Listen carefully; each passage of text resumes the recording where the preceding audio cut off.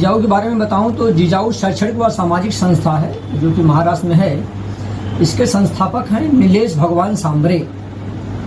उस व्यक्ति को मैं सलाम करता हूं। एक ही दिन में जाने के बाद मैं उनका मुरीद बन गया और वहां पर ले जाने वाले हमें जय प्रकाश जायसवाल। जय बोलेगा तो जिनके नाम के आगे लगा हुआ है जय, और ये जिसके साथ में हो जाते हैं उसकी जय निश्चित। और जय का मतलब आपको मालूम ही है क्योंकि आप पत्रकार हैं। जय का मतलब होता है जीत, हमें जिनको लो। तो जय प्रकाश जायसवाल को मैं पिछले 20 साल से जानता हूं। अभी ये जब से जिजाऊ इन्होंने ज्वाइन किया, जिजाऊ शैक्षणिक सामाजिक संस्था, एकदम रात को 2 बजे 4 बजे भी इनको फोन करता हूं तो ये हमेशा जय जिजाऊ, जैसे लोग बोलते हैं ना, अभी कोई भी आदमी हर प्रकार का अलग अलग नारा लगाता है, जय श्री राम, अल्लाह अकबर। उसी तरह से ये जय जिजाऊ खुद भी बोलते हैं और सबसे बुलवाते हैं जबरदस्ती। जिजाऊ इनके ब्लड में समाया हुआ है और समाना भी चाहिए, क्योंकि जिसके साथ में रहो दिल खोल करके रहो। तो वहां पर उस संस्था में उस व्यक्ति के पास, महान हस्ती के पास, जैसे कि आपको मालूम है कि गांधी जी ने कहा कि कोई आपके गाल पे एक लाफा मारे, एक थप्पड़ मारे तो दूसरा भी गाल कर दो। तो महात्मा गांधी जी ने निश्चित बाइबल पढ़ा हुआ है। उसी तरह से उनके मतलब नीलेश भगवान सांबरे की जो विचारधाराएं हैं सर, मैं बोलता हूं कि पूरे भारत देश में जितने व्यक्ति हैं उनको एक बार उनके कार्यालय पर और उनका जो हॉस्पिटल है, जो कॉलेज है, वहां पे निश्चित उसको जाना चाहिए। उसके आधे दुख दर्द तो वहां जाने से दूर हो जाएंगे। वहां पर विशेष चीज मैंने देखा कि ब्लाइंड बच्चों को जो उन्होंने गोद में लिया हुआ है, किसी के घर में एक बच्चा पैदा हुआ और उसको नहीं पाल रहा है, और वहां पर सैकड़ों बच्चे आपको ब्लाइंड, और उन बच्चों को वाद्य मतलब बजाना, नाचना, सिखाना, पढ़ना, हर चीज, और राशन खाना ये फ्री तो है ही है। वहाँ के डॉक्टरों से आप मिलेंगे तो हैरान हो जाएंगे, खुश हो जाएंगे।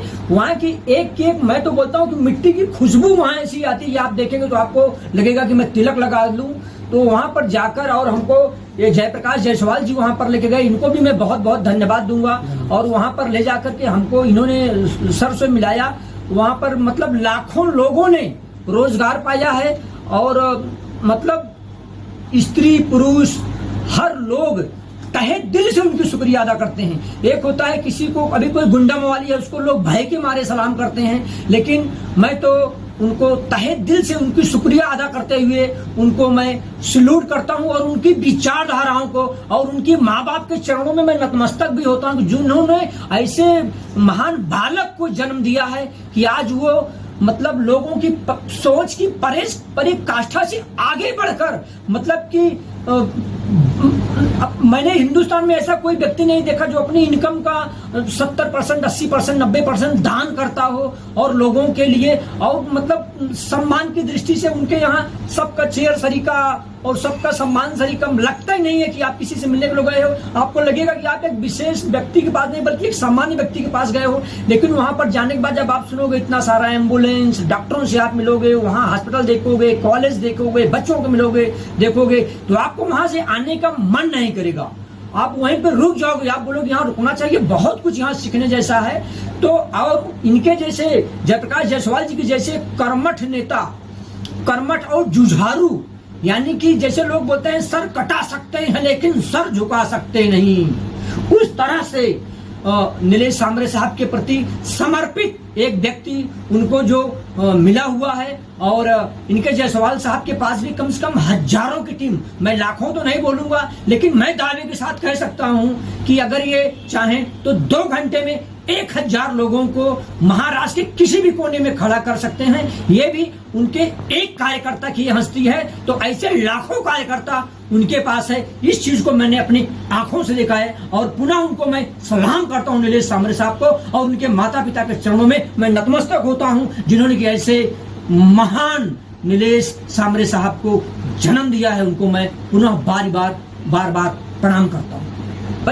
भिवंडी तालुक्यात, भिवंडी लोकसभा क्षेत्रात सांगतात आपण निवडणुकीला उभे राहायला पाहिजे, आपण निवडणुकीला उभे राहिले पाहिजे। त्याच गोष्टीचा आज विवंचना करण्यासाठी मी आपल्या समोर उभा आहे। निवडणुका तर मी अनेक वेळा पत्रकारांना सांगत असतो. मागच्याच मला वाटतं महिन्यापूर्वी शहापूर येथे एक मीटिंग झाली, प्रेस कॉन्फरन्स झाली. तर निवडणुका हा आमचा धंदा नाही, आमचा व्यवसाय आहे आणि व्यवसायातून आलेल्या कष्टाच्या पैशातून आमचा समाज उभा राहिला पाहिजे. जो मुंबईच्या बाजूला समाज आहे 5 जिल्हे, आजही आम्ही हॉटेलमध्ये काम करणारा वेटर, आम्ही गाडी चालवणारा ड्रायव्हर, आम्ही घरात घरकाम करणारी बाई, आम्ही घरात जेवण बनवणारी बाई, आम्ही हे चित्र सगळं आम्हाला बदलायचे आणि त्यासाठी जिजाऊ काम करते. परंतु जेव्हा जेव्हा या देशामध्ये अनाचार चालू होतो, अंधाधुंद चालू होतो, त्यावेळेस आपल्याला काही निर्णय घ्यावे लागतात बंदुभगिरींवर.